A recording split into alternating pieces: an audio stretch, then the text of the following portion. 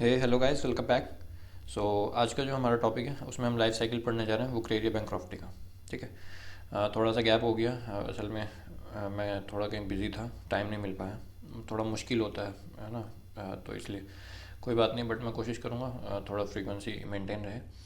तो आज के लेक्चर में हम पढ़ने जा रहे हैं कि लाइफ साइकिल कैसी है वुकरेरिया बैंक्रॉफ्टी का, है ना। डायजेनेटिक होस्ट है तो कैसे कैसे चीज़ें होंगी तो वो सब बताऊंगा।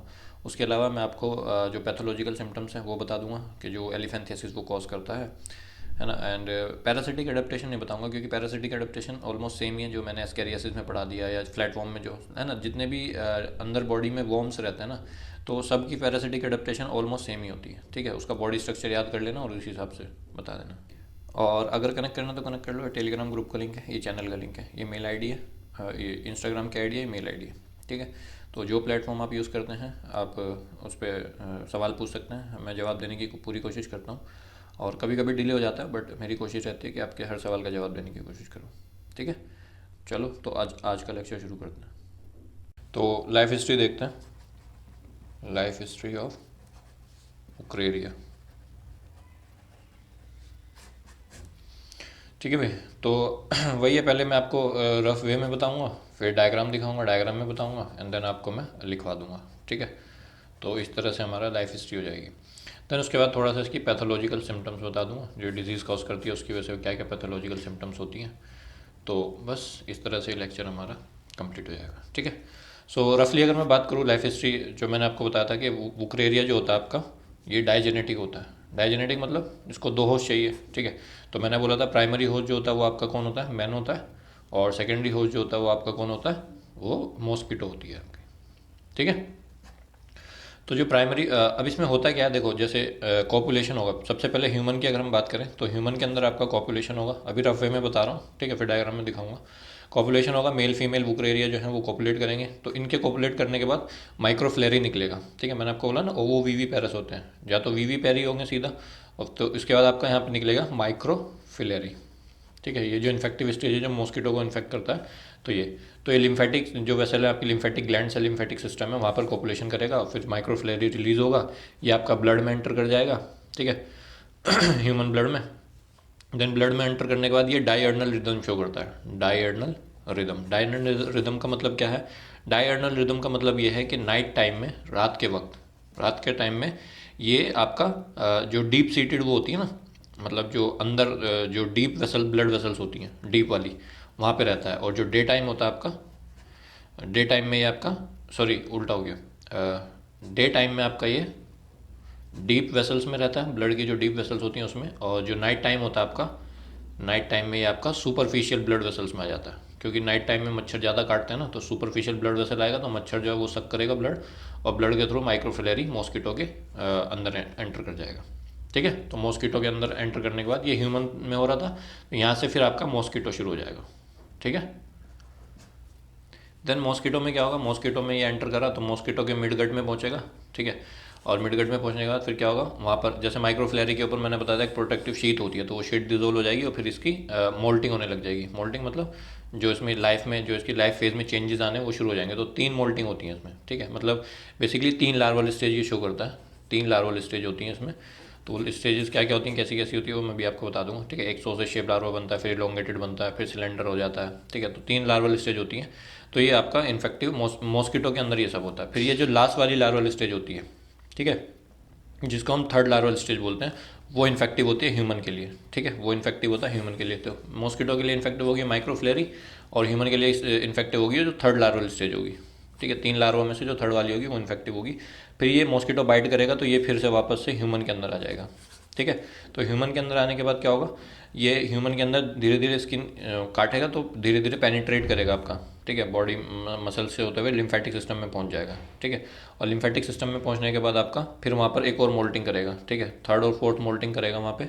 2 मोल्टिंग करके तो यहाँ पे आपका 3 लार्वल स्टेज शो कर रहा है। थर्ड और फोर्थ मोल्टिंग करके ये आपका यहाँ पे जो अडल्ट है ना उसमें ट्रांसफॉर्म हो जाएगा, जो लार्वा था। ठीक है। अब अडल्ट में ट्रांसफॉर्म होने के बाद फिर वही है कि मतलब यहाँ पे फिर ये फिर से कॉपुलेट करेगा, और फिर से कॉपुलेट करने के बाद फिर ये अपनी लाइफ साइकिल बढ़ाएगा तो फिर से यहाँ से शुरू हो जाएगा। ठीक है, तो ये कुछ रफ वे में। अब इसकी एक डायग्राम देखो आप पहले, फिर मैं जो डायग्राम में दिखाऊंगा फिर वो मैं आपको लिखवा दूंगा। ठीक। तो लाइफ साइकिल की डायग्राम देख लो, एक डायग्राम ये देख लो, एक और दिखा दूंगा, ठीक है। तो मान लो इस स्टेज से देखते हैं। तो जो मॉस्किटो था उसने स्किन ह्यूमन को बाइट किया और माइक्रोफ्लेरी जो है वो इंजेस्ट कर लिया, ठीक है। इंजेस्ट करने के बाद जो माइक्रोफ्लेरी था वो आपका मॉस्किटो के मिड गट में पहुंचा, ठीक है। तो मिड गट में पहुंचा और थोरेसिक मसल्स में माइग्रेट कर गया, ठीक है। तो ये लिखा हुआ है। देन उसके बाद ये कन्वर्ट हुआ आपका लार्वल 1 स्टेज में, then larval 2 and then larval 3, ठीक है। तो 2 मोल्टिंग करके आपका ये थर्ड लार्वल स्टेज तक पहुंच गया। अब थर्ड लार्वल स्टेज तक पहुंचने के बाद अब ये पहुंच गया आपका मॉस्किटो के लेबियम में, ठीक है, जब प्रोबोसिस में पहुंच गया। फिर से इस मॉस्किटो ने बाइट करा ह्यूमन को, तो ये ह्यूमन की बॉडी में ये थर्ड लार्वल स्टेज जो थी ये पहुंच गई, ठीक है। तो अब ये थर्ड लार्वल स्टेज जो है ये ह्यूमन की बॉडी के अंदर पहुंचने के बाद क्या होगा। तो अब ह्यूमन की बॉडी में पहुंचने के बाद आप देखो कि ये जो लार्वल स्टेज है वो आपका अडल्ट में कन्वर्ट हो जाएगी, मेल और फीमेल अडल्ट वुकरेरिया बैंक्रॉफ्टी बन जाएंगे, ठीक है। और फिर ये अडल्ट जो है आपके ये माइक्रोफ्लेरी प्रोड्यूस करेंगे और ये माइक्रोफ्लेरी जो है ह्यूमन के ब्लड में रहेंगे और मॉस्किटो फिर से ब्लड सक करेगा तो फिर से ये चले जाएंगे, ठीक है। तो इस तरह से आपकी लाइफ साइकिल जो है ये वुकरेरिया बैंक्रॉफ्टी की ऐसे होती है, ठीक है। जो मैंने समझाया आपको रफली में वही आपका डायग्रामेटिक वे में लिखा हुआ है ना। एक और डायग्राम देख लो, ये वाली भी देख लो। तो इसमें वही है, ह्यूमन मॉस्किटो ने बाइट किया, माइक्रोफ्लेरी को इंजेस्ट किया और माइक्रोफ्लेरी ने अपनी जो शीट थी उसको शेड किया मिडगट में जाके, तो लार्वा 1 में कन्वर्ट हो गया। और जो फर्स्ट लार्वल स्टेज है वो आपकी फ्लैट सोसे शेप्ड है, ठीक है। तो ये हो गई आपकी। देन सेकंड लार्वल स्टेज इसके बाद आएगा, तो सेकंड लार्वल स्टेज आपकी थोड़ी सी इलोंगेटेड है, slender elongated. Then third larval stage जो आपकी वो लॉन्ग सिलेंडर है, ठीक है। तो ऐसे पतली सी लंबी सी हो गई। देन उसके बाद ये आपका मॉस्किटो की बॉडी में पड़ा हुआ, फिर मॉस्किटो ने वापस से बाइट करा तो बाइट करके ह्यूमन की बॉडी में डाल दिया, ठीक है। ह्यूमन की बॉडी में डाल दिया तो ह्यूमन की बॉडी में एंडने के बाद ये अडल्ट में कन्वर्ट हो गए, ठीक है। इनकी ग्रोथ हुई और ये अडल्ट मेल और फीमेल बन गए। इन्होंने फिर से कॉपुलेशन करा, कॉपुलेट करके इन्होंने माइक्रोफ्लेरी प्रोड्यूस करा और ये माइक्रोफ्लेरी वापस से मॉस्किटो आएगी, बाइट करेगी, फिर ये अपने साथ ले जाएगी और फिर यही आपका चलता रहेगा, ठीक है भाई। तो ये इस तरह से लाइफ साइकिल हो गई। तो अब इसको लिख लेते हैं। तो लिख लेते हैं जो डायग्राम में हमने देखा, तो लिख लो male and female copulate in lymphatic system of man, ठीक है। तो मेल फीमेल ने वो करा, ठीक है। देन माइक्रोफ्लेरी इज रिलीज्ड बाय या थ्रू ओवो वीवी पेरी और वीवी पेरी, ठीक है। तो ऐसा हो गया। देन उसके बाद ये माइक्रोफ्लेरी लिम्फेटिक वेसल्स में आ जाएगा, this discharges into lymphatic vessels, ठीक है। And through these lymphatic vessels it enters the blood vessels, ठीक है, blood vessels and blood vessel and shows diurnal rhythm, ठीक है। तो डायर्नल रिदम मेन इसमें लिखने की ज़रूरत नहीं है, यहाँ पे अगर आपको लिखना है तो लिख लो वही कि डायर्नल रिदम का मतलब होता है कि in blood microfilariae shows the active movement during the night time. मतलब वैसे लिख लो जो मैंने आपको बोला था कि डे टाइम में ही आपका क्या रहता है, deep seated thoracic blood vessels में रहता है, और नाइट टाइम में आपका ये migrate to superficial peripheral blood vessels, ठीक है भाई। तो ये आपका हो गया नाइट और डे में। देन उसके बाद ये आपका जब इसमें ब्लड में एंटर कर जाएगा, तो ब्लड में एंटर करने के बाद इट लिव्स अराउंड 70 डेज, ठीक है। मतलब 70 दिन तक ये जिंदा रहेगा उसमें। अगर 70 डेज के अंदर अंदर मॉस्किटो ने इसको सक कर लिया तो लाइफ आगे बढ़ेगी, अदरवाइज यहीं पे इसकी डेथ हो जाएगी, ठीक है।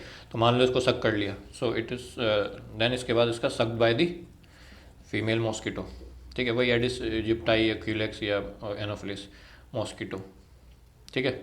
तो अब ये मॉस्किटो में एंटर कर गया, then it enters to the midgut of the mosquito. Then midgut में एंटर करने के बाद वहाँ पे क्या होगा, फिर इसकी जो शीथ है, प्रोटेक्टिव कवरिंग जो है इसके ऊपर, वो ये लूज कर देगा। So microfilariae loses the protective sheath, ठीक है, and migrate to the thoracic muscles and wings, ठीक है, तो वहाँ तक माइग्रेट कर गया। देन उसके बाद ये मेटामॉर्फ हो जाएगा अपनी फर्स्ट लार्वल स्टेज में, microfilariae metamorphosed metamorphosed into first larval stage, first larval stage, ठीक है। और ये फर्स्ट लार्वल स्टेज जो होती है ये होती है आपकी फ्लैट, जो आपने देखा डायग्राम में, फ्लैट सॉसेज शेप्ड, ठीक है, फ्लैट सॉसेज शेप होती है। देन उसके बाद ये फर्स्ट मोल्टिंग शो करेगा, then it undergoes first moulting and reached second stage of second larval stage, ठीक है। तो सेकेंड लार्वल रीच पूरा लिख लेना, रीच्ड सेकेंड लार्वल स्टेज। और ये सेकेंड लार्वल स्टेज जो होती है ये थोड़ा सा इलोंगेटेड होती है, सो दिस इज इलोंगेटेड, ठीक है। फिर उसके बाद अगले मैं बताता हूँ, ठीक है। तो सेकेंड स्टेज इसने अचीव कर ली। देन उसके बाद it further undergoes second larval stage, second moulting to reach second larval stage, sorry third larval stage, ठीक है। और ये जो थर्ड लार्वल स्टेज होगी ये आपकी क्या होगी, ये लंबा होगा थोड़ा सा, लॉन्ग एंड सिलेंडर, ये लॉन्ग सिलेंडर लार्वा, ठीक है। इसको हम बोलते हैं इन्फेक्टिव जुवेनाइल लार्वा, क्योंकि यही आपका इन्फेक्ट करेगा ह्यूमन को, ठीक है। तो ये सेकेंड उसमें एंटर कर गया। Then this infective juvenile larva migrate to the mosquito labium मतलब माउथ के पास जाके बैठ जाएगा, फिर जैसे वो बाइट करेगी ये निकल के ह्यूमन की स्किन में चला जाएगा, ठीक है। तो ये लिख लो कि this infective juvenile migrate to mosquito labium, ठीक है, मॉस्किटो। फिर उसके बाद mosquito bites a man and larva enters the human skin या मेंस स्किन, ठीक है। उसको पेनिट्रेट करके उसमें वो एंटर कर जाएगा। देन उसके बाद reaches to lymphatic vessels and lymphatic vessel में पहुंचने के बाद undergoes third and fourth moulting, ठीक है, एंड ट्रांसफॉर्म्ड इनटू अडल्ट, ठीक है। तो अडल्ट में ट्रांसफॉर्म हो गया। देन इसके बाद इट बिकम्स सेक्सुअली मैच्योर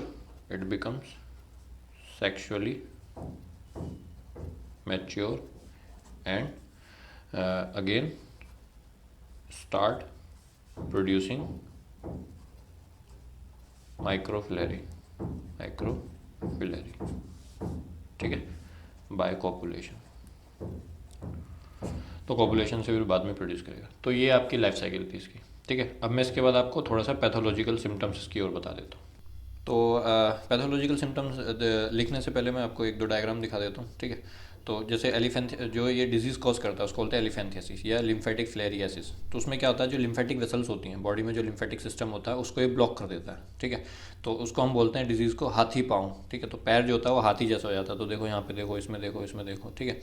तो मेन तो ये होता है। और भी सिम्टम्स मैं आपको लिखा दूंगा, जैसे हाइड्रोसील मतलब जो स्क्रोटम देख रहे हो, इस ह्यूमन का स्क्रोटम देख रहे हो आप, इस मैन का, तो इसमें फ्लूइड भर जाता है, तो इसको हाइड्रोसील बोलते हैं। फिर उसी तरह से कुछ जगहों पे लिम्फरेज हो जाता है, जैसे हेमरेज होता है ना, ब्लड वेसल रप्चर कर जाती हैं, वैसे ही लिम्फेटिक वेसल्स भी रप्चर कर जाती है, तो उसको बोलते हैं लिम्फोरेज, ठीक है। तो लिम्फोरेज होगा इनमें आपका, इसीलिए हाथी पाँव हो जाता है। उसके बाद आपका कुछ केस में जो लिम्फेटिक वेसल्स हैं उनका डायलेटेशन हो जाता है, तो उसमें जो लिम्फ है वो वापस से मेन चैनल में कंटिन्यू नहीं कर पाता, तो उसकी वजह से पूरे इंग्वाइनल रीजन, स्क्रोटम, लेग वगैरह, एब्डोमिनल कैविटी तक आपकी स्वेलिंग आ जाती है, ठीक है। बाकी लिम्फेटिक सिस्टम ख़राब हो ही गया है, और जो स्किन है वो फाइब्रोटिक हो जाती है, मतलब पेबल स्किन अपीयरेंस लग जाती है। पेबल मतलब समझ लो केराटोसिस हो जाए, पत्थर जैसा लगेगा पैर, ठीक है। और बहुत ज़्यादा स्वेलिंग हो जाएगी, और लिम्फेटिक सिस्टम पूरा, जो लिम्फेटिक डक्ट वगैरह सब है वो सब ब्लॉक हो जाती हैं। तो इस तरह से कुछ देखने को मिलता है। तो ये आपका जो पैथोलॉजिकल है। अब मैं इसको लिखा देता हूँ, जो मैंने बोली है 4-5 पॉइंट, वही जो हाइड्रोसील लिम्फोरेज, चाहो तो आप यहीं लिख लो, चलो मैं लिखा नहीं रहा, यहीं लिख लो। फर्स्ट लिखना हाइड्रोसील, ठीक है। तो हाइड्रोसील में लिखना fluid in scrotum, okay. Second लिखना लिम्फरेज मतलब rupture of lymphatic vessels, third लिखना इम्पेयर्ड लिम्फेटिक ड्रेनेज, ठीक है, लिम्फेटिक ड्रेनेज जो है वो इम्पेयर्ड हो गया। फोर्थ लिखना फाइब्रोटिक स्किन टिश्यू, जो स्किन टिश्यू है वो फाइब्रस हो जाएगी। फिफ्थ लिखना मैसिव लेग स्वेलिंग, ये पैथोलॉजिकल सिम्टम्स बता रहा हूँ मैं आपको, तो मैसिव लेग स्वेलिंग। सिक्स लिखना ब्लॉक्ड लिम्फेटिक डक्स, जो लिम्फेटिक डक्स होती हैं वो ब्लॉक्ड हो गई। सेवन्थ लिखना पेबली skin appearance, पेबली PEBBLY, PEBBLY, पेबली skin appearance, ठीक है, पत्थर जैसी स्किन हो जाती है। तो यही सब है आपका बस। और ये डायलिटेशन ऑफ लिम्फेटिक वेसल्स में लिख लेना, dilatation of lymphatic vessels leads to swelling in inguinal region, scrotal region, है ना, एंड एब्डोमिनल रीजन। तो ये कुछ सिम्टम्स हो गए, ठीक है। उसके अलावा बाकी वो आपको पता ही है, फीवर आएंगे, है ना, नॉर्मल जो इन्फेक्शन के टाइम पे जो होता है वो सब, जो इजोनोफीलिया हो जाएगा, है ना, फीवर आएगा। देन उसके बाद आपका जो एंडोथीलियल सेल्स हैं उनका प्रोलिफरेशन होने लग जाएगा, वो सब जो नॉर्मल होता है इन्फेक्शन में। तो बस ये आप लिख लो। और पैथोजेनिक जो बोलते हैं पैरासिटिक एडेप्टेशन की अगर हम बात करें, तो पैरासिटिक एडेप्टेशन में वही जो हम पीछे से पढ़ते आ रहे हैं, जितने भी लगभग सब में कॉमन है कि मॉर्फोलॉजिकल करेगा तो लोकोमोटरी ऑर्गन चले गए। जो एक वॉर्म जो है, जैसे स्कैरिस में हमने पढ़ा वो लिख सकते हो सेम, या जो हमने उसमें पढ़ा फ्लैट वॉर्म में पढ़ा वो सब कॉमन है, सेम है। ऑस्मो रेगुलेशन के लिए करेंगे ये सब, वही जो हम पढ़ गए हैं ना। तो पैरासिटिक एडेप्टेशन वही सब है, कॉमन है, ठीक है, तो उसको लिखने की ज़रूरत नहीं है। तो इस तरह से हमारा जो वुकरेरिया बैंक्रॉफ्टी है ये हमने ख़त्म कर लिया। देन इसके बाद जो है हम अब एनालिट शुरू करेंगे, ठीक है। चलो तो इसको यहीं पे एंड कर दें। अगर पसंद आए तो वीडियो को लाइक करें, चैनल को सब्सक्राइब करें। Thank you, bye.